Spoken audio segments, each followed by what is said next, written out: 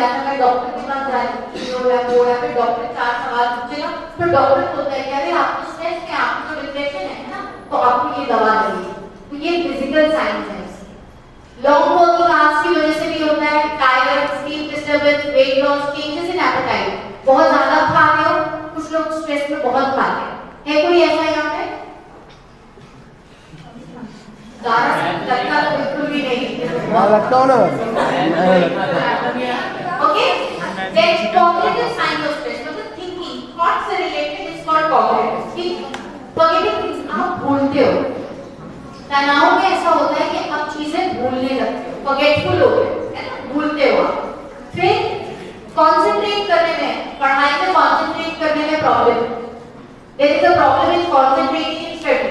Normally बहुत सारी चीजों की वजह से concentration हट जाता है, इधर उधर दिमाग घूमने बेवजह की चीजों में तो concentration हट जाता है, बट अगर बहुत लंबे समय से हो रहा है तो वो स्ट्रेस, चिंता बहुत ज्यादा होती है किसी भी चीज की, है ना, बहुत छोटी छोटी चीजों की चिंता आप पर्सनली ले रहे हो अगर उन चीजों को, तो भी आपकी वरिंग हैबिट्स बढ़ जाती है।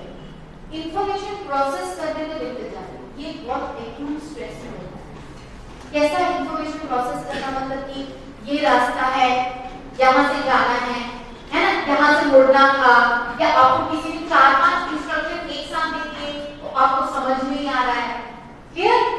ये अगर आपके साथ प्रॉब्लम हो रही है मतलब you are in stress.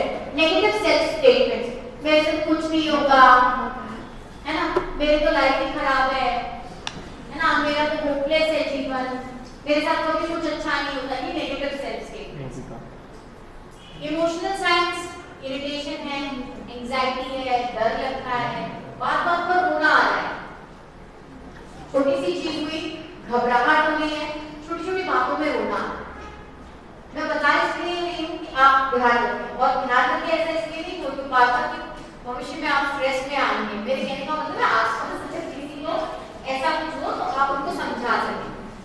Interpersonal conflicts बढ़ते हैं स्ट्रेस में। इंटरपर्सनल कॉन्फ्लिक्ट्स मतलब मेरा आपसे पट नहीं रहा है, इससे भी नहीं पट रहा, मम्मी पापा से भी झगड़ा कर रहे हो, दोस्तों से भी झगड़ा कर रहे हो, टीचर्स के भी साथ आर्ग्यूमेंट्स हैं, that means if it is for a longer period आप स्ट्रेस में हो, बहुत जल्दी फ्रस्ट्रेट हो गए, कूल नहीं हो दिमाग से, कूल हेडेड नहीं हो, बहुत जल्दी फ्रस्ट्रेशन आ रहा है कि काम टाइम पे नहीं हुआ तो फ्रस्ट्रेशन हो गया, बाइक स्टार्ट करने की कोशिश कर रहे, 4 की लगी, स्टार्ट नहीं हुआ तो फ्रस्ट्रेशन हो गया, तो गुस्सा आने लगा, सामान उठा के फेंक दिए, है ना, थोड़ा सा अग्रेसिव बॉडी लैंग्वेज होने लगी।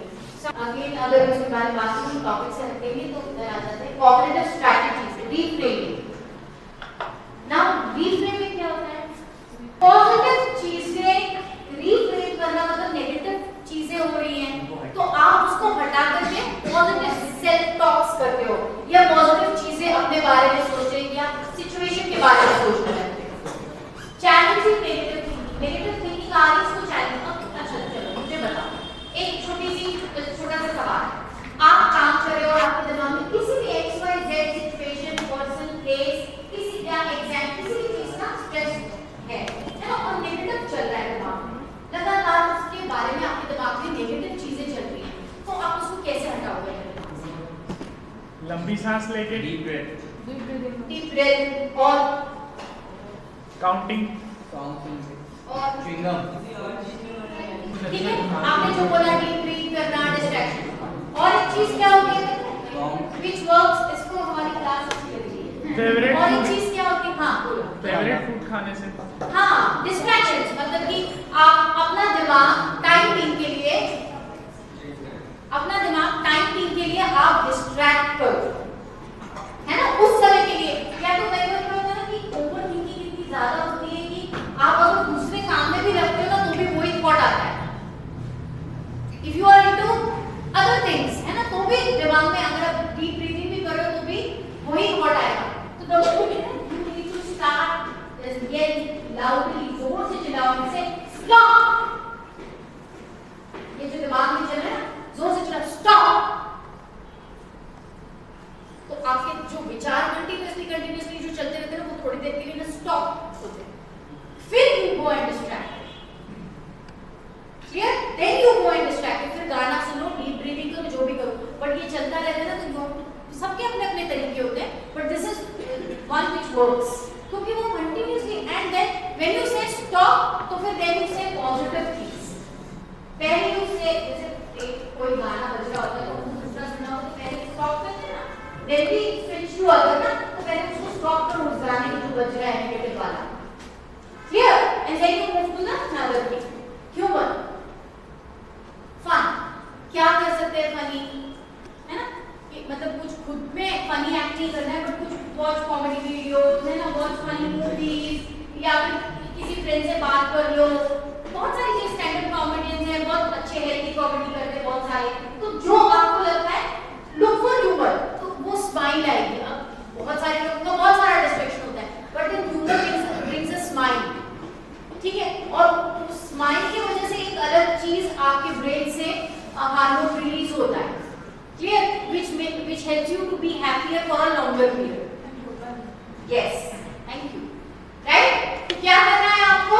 You have to humour add करो उसमें, है ना, किसी भी तरीके का. या तो हो सकता है कि आप बाइक पे अपने फ्रेंड के साथ निकल गए, हंसी मजाक हो गई तो आप रिलैक्स हो गए. Then comes cost benefit analysis. क्या होता है ये? तो देखो फायदा है क्या, है ना.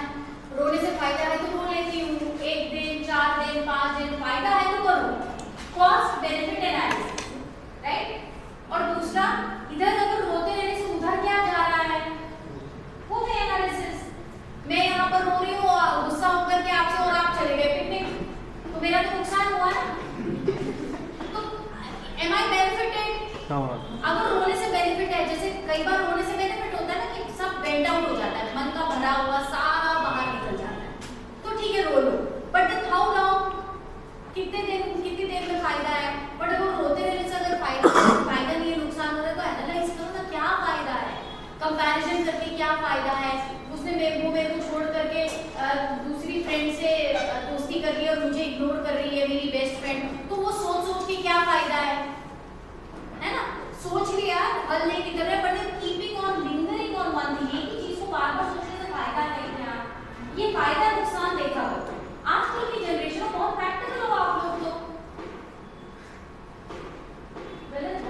नो अच्छा कुछ और सोचो. बहुत प्रैक्टिकल हो ना आप लोग तो, फायदा नुकसान जानते हैं ना. फिर क्यों परेशान हो. ठीक है, फायदा हो तो करो. अगर मैं कहूँ कि तुम क्यों सोच रहे हो, तो आप मुझे फिर काउंटर करो कि मैम मेरा तो फायदा हो रहा है, मेरा सब भरा है, दिमाग में निकल रहा है, let me be my self, ऐसा आप मुझे जवाब दो. बट अगर फायदा नहीं है तो फिर क्यों करना होगा, छोड़ दो उसको वहीं पर. क्लियर? और जब मैं बोलती हूँ ना तो बड़ा इजी लगता है, but then you have to do it. Clear? और ये इजी लगता है ऐसा मैं बार बार बोल रही हूँ, इसको आगे हम बहुत सारे टॉपिक्स में कवर करेंगे कि ये जो मैं कहती हूँ बार बार कि इजी लगता है लेकिन इजी नहीं है, उसको इजी कैसे बनाना है वो भी हम डिस्कस करेंगे. ठीक है? स्मेल द रोजेस मतलब चलो बताओ कितनी क्रिटिकल थिंकिंग है तुम्हारी. देखती हो स्मेल द रोजेस मतलब गुलाब को जाकर के खुशबू लो, ये मतलब अच्छी चीजों को ऑब्जर्व करो. बहुत सारी नेगेटिव चीजें हैं तो आसपास बहुत सारी अच्छी चीजें भी होती है. Smell the roses, ignore it. एक रास्ते से जैसे जा रहे, फॉर एन एग्जांपल, एक रास्ते से जा रहे वही चीजें देखते, क्यों ना आज दूसरे रास्ते से घर चले जाते हैं, है ना. Let me have a different experience. ठीक है, तो try to have different experiences in life. ठीक, और बहुत सारी आसपास अच्छी चीजें भी हैं तो उसको एक्सपीरियंस करो ना. नेगेटिव हम ऐसा कहते हैं, पानी पियोगे खुशहाली दूं. अच्छा मतलब ये कुछ पार्ट तक नहीं, मुझे नींद आ जाएगी ना इसलिए. ओके, तो क्या होता है स्मेल द रोजेस मतलब पॉजिटिव चीजें पे फोकस करो. हाँ, वो चीज ग्रो करेगी जिस पे आप फोकस करो. Done, tested and tried by any number of people. जो चीज पे फोकस करोगे वो ग्रो करेगी. स्ट्रेस पे फोकस करोगे ग्रो करेगी. हैप्पीनेस पे फोकस करोगे ग्रो करेगी. सक्सेस पे फोकस करोगे ग्रो करेगी. क्योंकि फोकस उधर होगा तो एक्शन भी उधर ही होगा ना.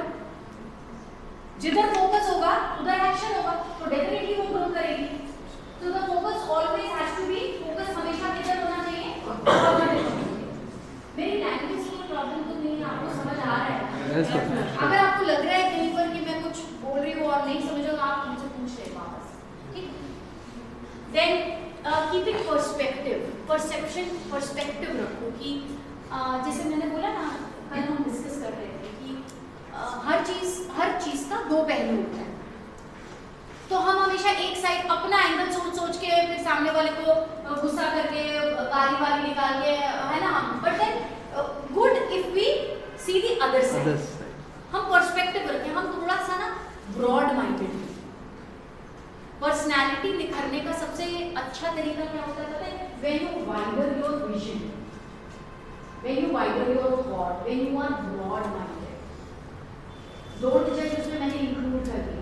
जब आप जज नहीं करते तो आप एनीवेज वाइडर हो जाते, ठीक है? तो आप पर्सपेक्टिव रखो, हर एंगल से पर्सपेक्टिव रखो, तो भी आपका स्ट्रेस लेवल कम होगा। Using imagery visualization, and now this is something which I apply. You do it very good, very good. जैसे किसी को पब्लिक स्पीकिंग में स्ट्रेस होता है ना, कि यहाँ पर आए तो हाथ पैर कांपने लगते हैं, आप आने से पहले प्रैक्टिस करो, आईने के सामने खड़े होकर के विजुअलाइज करो, प्रैक्टिस करो, एंड इमेजिन करो कि yes I went there and it was a wonderful speech, बहुत अच्छा स्पीच बोला, पूरा हॉल तालियों की गड़गड़ाहट से भर गया। या फिर पास्ट ऐसा एक्सपीरियंस करो जहां पर आपको बहुत अप्रिशिएशन मिला था। पास्ट ऐसी परफॉर्मेंसेस अपनी याद करो, ऐसे सोचो जहां पर आपको बहुत अप्रिशिएशन मिला था और एंड वो वेरी हैप्पी। तो जब आप वो चीज सोचोगे तो ऑटोमेटिकली आपका दिमाग जो है वो रिलैक्स होता है और टेंशन थोड़ा सा कम होता है। तो इमेजिन करो, विजुअलाइज करो, उस सिचुएशन में विजुअलाइज करो। आप एक बेटर पास्ट में जो एक्सपीरियंस हुए, तो अगर वो बेटर है तो वो विजुअलाइज करो, and trust me, it works. ठीक है, इट वर्क्स।